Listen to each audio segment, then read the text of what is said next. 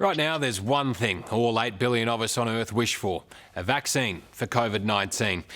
Around the world, political leaders, sweating on getting us to the other side of the pandemic, promise it'll happen within 12 to 18 months. But hang on a minute, vaccines normally take decades to formulate, and quite often success never comes. So why should we be so optimistic now? As Liam Bartlett finds out, some scientists say talk of a coronavirus vaccine is not only raising false hope, it's fake news.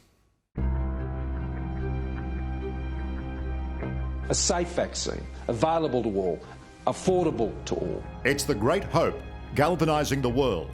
A vaccine for COVID-19. It's humanity against the virus. We can't get back to full normal until we develop vaccines. For a planet and its population in lockdown, it's our one sure way back to normal. Our best and brightest medical minds and researchers are working tirelessly. But are we being sold a lie? After all, COVID-19 is the 7th coronavirus to strike mankind, and we've never found a vaccine for any of them. We are very confident that we're going to have a vaccine at the end of the year. To quote a famous president, it's fake news. The shortest time anybody's ever found a vaccine against any disease that I'm familiar with is about 7 years. The average time is 20. To be talking about a magic bullet coming in months it borders on the absurd. One of the best places... Professor Arthur Kaplan is Director of Medical Ethics at New York University. I'm not saying don't spend the money. I'm not saying don't do the research. But we can't plan public policy on a miracle. Right now, there are about 100 medical teams around the world, including Australia, chasing that miracle, the holy grail of a COVID vaccine.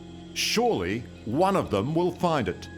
Look, viruses are very clever. We have no AIDS vaccine right now. We've been looking for that for more than 25 years. There's no vaccine for hepatitis C. Even the flu vaccine we've got, which we've been working on for decades, is about 40% effective in a good year. There's no guarantee we will find something to beat this virus. But the idea that just because a lot of teams work on this, it's going to give somebody the breakthrough, that doesn't follow. You have the whole world working on it, so this is not a disease that is a neglected disease. Everybody and their brother is working on it, right? So there's about 100 vaccines that people are looking at very hard right now. I think one of them will work. The University of Alabama is one of the front runners in the race for a vaccine. Professor Fran Lund, working with the US pharmaceutical company Altimmune, is taking an influenza vaccine that's already highly developed and modifying it to fight the coronavirus. But even more impressive, this vaccine will be administered as a nasal spray, putting it right where the coronavirus first infects its victims. We're one of only a couple that are doing it as a nasal vaccine. The reason that I think that it is important to consider a nasal vaccine is because you develop immunity at the site where you're going to get infected.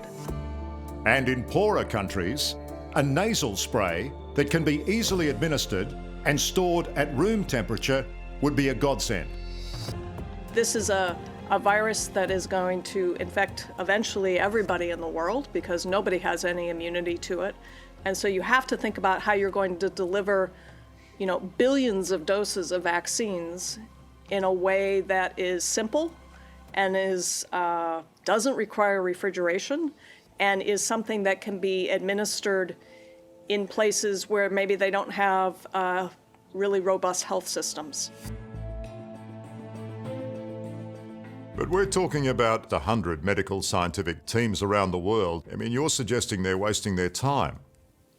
Well, I don't think the hunt for a vaccine is a waste of time, but I think it's a waste of time to act as if we're going to get something in 6 months or 12 months or 18 months for everyone in the world. And we will need billions of doses of whatever they find if we're going to knock the plague out.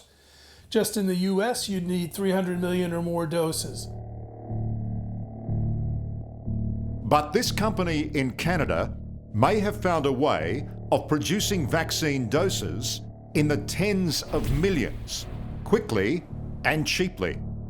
Here at Medicago, they use the plants as the culture in which they grow the vaccine's genetic code, which is then extracted to be made into the vaccine itself. So we use the plants as our bioreactors, and it's a rapid process. So once we get the genetic information into the plants, 7 days after that, we can harvest the leaves and we can extract the vaccine. Natalie Landry is Medicago's Vice President of Biotechnology. So, let's say you find this holy grail. Practically, how long would it take to immunise the rest of the planet? So currently we have 2 manufacturing facilities.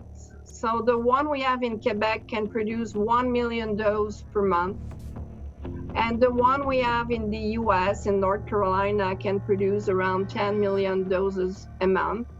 So in the very short term, we have a capacity of around 11 million doses a month. The vaccine being developed by Medicago's research team is truly ingenious. They're creating microscopic copies of the coronavirus. These virus-like particles are non-infectious and cannot replicate. But in a vaccine, they fool the body's immune system into responding and thus create an immunity to the real virus. If your company does crack the code, it'd just go straight into the medical history books, wouldn't you? If everybody is doing his job, we can make it happen, and we can make it happen fast, because we're trying to do in 18 months what would require normally 3 to 5 years. It's fair to say, isn't it, that if we are to have any hope, the hope is that we will find a vaccine. Oh, we will. We will find a vaccine. It's not the first time we're producing a vaccine or developing a vaccine, so there's gonna be a vaccine. It's a matter of doing the things right, proving that the vaccine is safe and effective. Finding a vaccine, as impossible as that may seem right now, is only the first step. Remember, this is something that's going to have to be injected, or somehow delivered to most of the world's population. If we get it wrong, we could turn a catastrophe into a medical apocalypse. You get one shot and one shot only. You get one opportunity here. If you create something that isn't safe and it sickens people, getting people to go for the next vaccine will be next to impossible.